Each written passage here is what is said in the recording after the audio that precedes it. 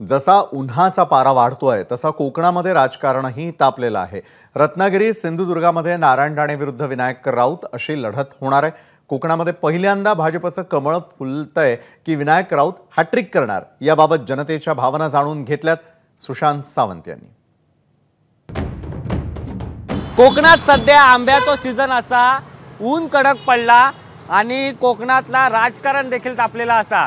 आपण जर बघितलं असत तर कोकणात महायुतीचे उमेदवार असत नारायण राणे, तर दुसरीकडे उद्धव बाळासाहेब ठाकरे गटाचे उमेदवार असत विनायक राऊत। नेमक्या कोकणात काय लोकांचं मत हा, कोण हिसरून जिंकतलो याची आपण माहिती घेतलो। आपण आता कोकणात असो, आपल्यासोबत काही कोकणकर असतात, त्यांना आपण विचारतलो काय आहे, कोणचं वातावरण काय वाटतं, कोण विनायक राऊत येतले 2 लाख मतांनी विनायक राऊत येतले। कालची जी सभा बघितलात ना तर तुमका समजत काय असं आता इकडे वातावरण काय। आता राण्यांच्या होम पिचवर कालची जी सभा गाजली ते उद्धव साहेबांनी गाजवली, मी बघू शकतो।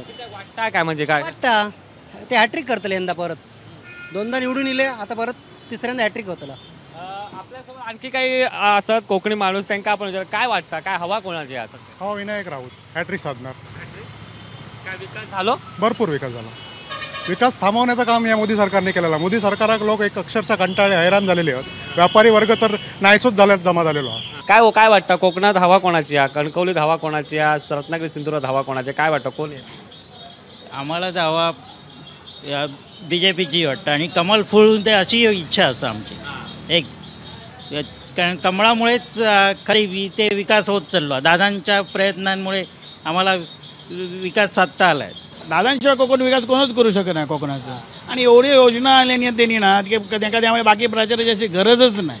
वन मॅन शो नारायण राणेच। काय वाटतं हवा कोणाची आहे, कोण कमळ की मशाल? हवा आता सगळ्या दोघांची वासा, आणि लोक ही राजकारणात आता कंटाळलेली असत त्या लक्षात दिला। त्यामुळे लोकांका आता राजकारणात अर्थ काय राहिलो नाही, कारण कसा मत ही एखाद्या उमेदवाराला देणार आणि तो उमेदवार जनतेला न सांगता दुसरीकडे जाणार, त्या लक्षात आलं। त्याच्यामुळे मत कोणाला देणार, मताचा जर अधिकार ते मतदारांना कळवत नसतील तर त्याचा उपयोग काय?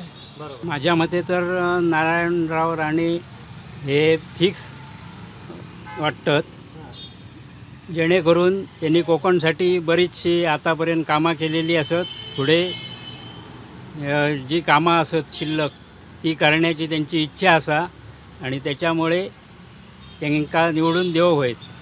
आम्ही आता कुडाळ बाजारपेठेत दिलो, आणि या कुडाळ बाजारपेठेत आपण जर बघितलं असत तर हैसले आमदार वैभव नाईकर, थैसल्या दुकानदारांका नेमक्या काय वाटतं, हय नेमकी कोणाची हवा असा, कोण जिंकात, काय आपण विचारूया। हो, काय हवा कोणची आहे सध्या? इकडे नारायण राणेंचीच हवा आहे। येतील 100%। काय यंदा काय वातावरण काय आहे? वातावरण काय ना, आम्हाला एवढंच म्हणायचं, आमच्या नारायण राणे निवडून आले पाहिजे, एवढीच आमची अपेक्षा आहे। कारण त्याने आपल्या कोकणासाठी भरपूर काय काय केलेलं आहे आणि आम्हाला तसेच व्यक्ती पाहिजे। दादा येतील निवडून? दादा निवडून 100% आहे। दादांकडून जर समजा इले निवडून तर अपेक्षा काय आहेत? अपेक्षा नंतर आम्ही काय ते मागणार। कोकणातलं वातावरण काय ह्याच्या मशालीच्या बाजून, मशालीच्या बाजून विनायक राऊत येतले काय 100% निवडून? 100%। उद्धव ठाकरे हॅट्रिक करतील। उद्धव ठाकरेंची सभा अगदी चांगली झाली, कारण ही जी फुटाफूट असा आणि जी काही फोडाफोडी केली ती लोकांना पसंत नाही असा लक्षात।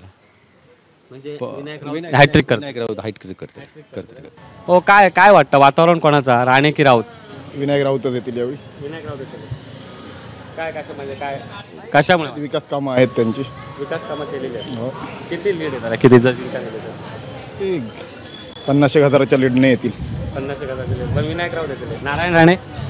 नारायण राणे गेल्या 5 वर्षात काय काम इथं दिसलेलं नाही, त्याच्यामुळे सांगणं कठीण आहे। कोकणात नेमकी कुणाची हवा असा ह्या आपण आता जाणून घेतलेला। कोकणात केंद्रीय मंत्री नारायण राणे की विनायक राऊत, कोणाच्या पारड्यात कोकणी जनता मत दितली ह्याचा उत्तर 4 जूनला समजतला। 7 मे हैसला मतदान होता। आता मतदाना दिवशी हैसली मतांची टक्केवारी किती असतली आणि कोण उमेदवार निवडून येतो याचा उत्तर आता 4 जूनलाच कळतला। कॅमेरा पर्सन दीपेश महाजनसह सुशांत सावंत, ABP माझा, सिंधुदुर्ग। ABP माझा, उघडा डोळे बघा नीट।